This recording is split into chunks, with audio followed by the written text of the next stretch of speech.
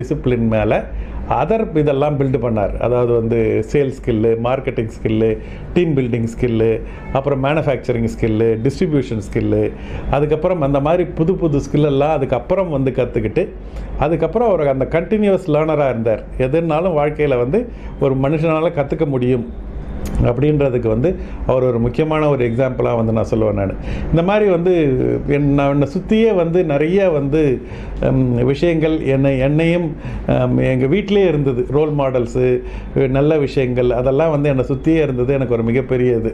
இன்னொன்று வந்து ஒரு 30 to 35 வயசு இருக்கும்போது எங்கள் அக்கா வந்து எனக்கு ஒரு லைன் சொன்னாங்க. அது என்னுடைய வாழ்க்கையை வந்து திரும்பவும் மாற்றுது.